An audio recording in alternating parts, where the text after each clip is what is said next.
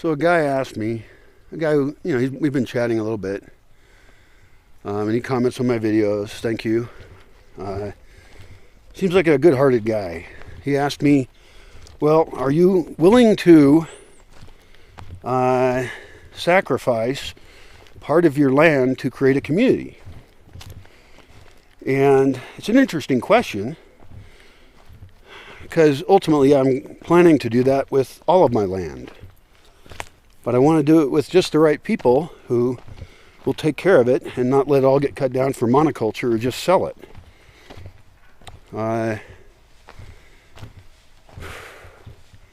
So, sacrifice my land? No.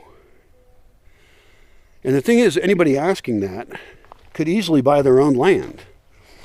Why don't they buy their own land? And if they don't have resources to do that, why don't they create a vision that is attractive to people with resources, and then you can all do that together? In other words, I'm not the only land in the world. I have a weird vision that is not compatible with most people. That is okay.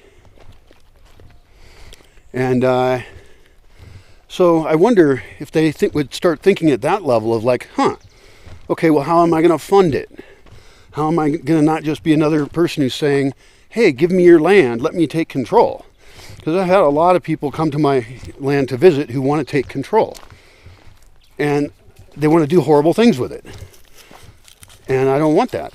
So, no. Maybe I'm not willing to sacrifice it. I'm willing to do it if I can make social agreements with people to fit in with my vision. And I might even help people buy near me who we don't share the same vision. That could be okay. Although I don't want them to create a really fucked up community, because almost all poorly planned communities become just a disastrous shithole really quickly, because they didn't get really specific on what they were creating. And so it isn't that I want to control this community that exists. I'm going to die, all right? I already see myself in some regards as dead. I'm already in heaven. No, there's no heaven. But we can create heaven on earth maybe. But I have very specific thoughts on it. And so my method of control will be in very careful selection of people who live there for years, investing into the land so that they can survive there. And then I trust them enough that I turn over various parts of it to different groups of people. Not even all to one group, but because I have so much, I want to divide it up and stuff and have different cultures in different locations to serve different people's needs. So, is that a no or a yes? It's a yes, but no, not necessarily the way you want it to go. Like, I've had a lot of cults contact me. I was contacted by the Native American church, and they like to have various drug rituals. They would call them medicine, but it's drugs. I'm not big into euphemisms. Using drugs as a spiritual trip, and it's, vaguely related to some traditions that may exist somewhere, even though Native Americans were totally different groups from each other, and they were not all some, homogenous blob.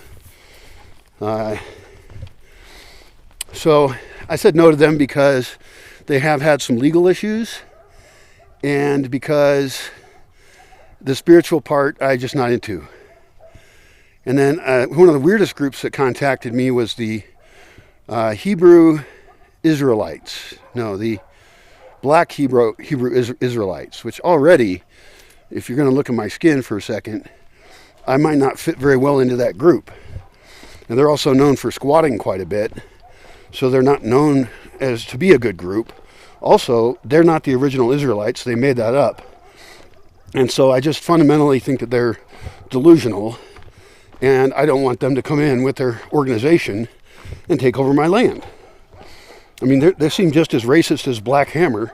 Look up Black Hammer, and you probably won't be real impressed if you're a whitey, because you're definitely not invited to that party. You're considered evil by them because of your race, meaning that they are racists. And I don't want any racists here. There's people who want to, make a community that everything is focused on family and kids. Well, I would not want to live there either, so I don't want to create it. I want to create a multi-generational community that has spaces for old folks and does serve kids really well.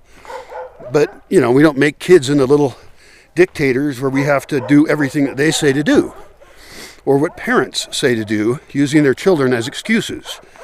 That happens.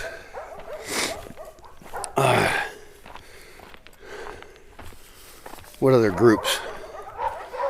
Oh yeah, this guy's name's the Raelians. Yeah, they're an Asian cult, which sounds really fun. They probably have really fun parties, but you know, they think we're from other planets and stuff and that kind of thing. And so,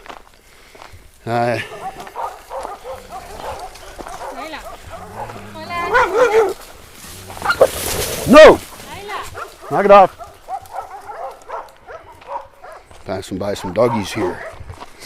Just like humans, doggies can be problems. Very tribal. So the Raelians, you know, they believe all this made up stuff about being from other planets and stuff. I wouldn't turn my land over to them. I'm not going to turn it over to the Scientologists. I think they took over the whole town of Clearwater, Florida, pretty much. And I don't believe their stuff either. That's just made up science fiction stuff by L. Ron Hubbard, who decided to create a religion to serve his needs and really make a cult. And that's not the kind of thing I support. I am fundamentally a philosophical materialist, or if you want to use an Indian word for it, from India, is Charvaka. Look up Charvaka, Charvaka, I believe. And that's essentially philosophical materialism, not to be confused with consumerism. And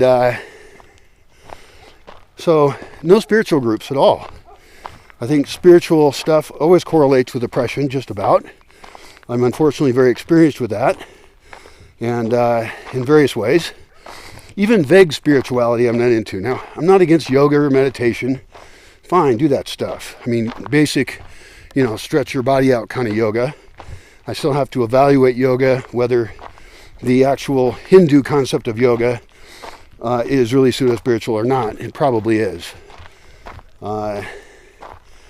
So, even getting individuals together is fairly difficult because each individual is usually also very selfish and controlling. And they use that control in very tricky ways. They might even do it in the nicest possible of ways. Those are the ones I'm probably the most frightened of. You know, because some of them are like cute women and stuff, and they will control your life. You know that in relationships, that whether it's male or female, your partner could easily try and control your life. It happens all the time, super common, and people run around calling each other narcissists and stuff, and have claims of abuse and all this stuff. And it's like, these are just fundamental control issues that we seem to all have. And I'll tell you who I want to control the land ultimately. The culture, the written culture of how we live. The social agreements we make. They should be written. They shouldn't be just interpersonal bullying, which is absolutely common.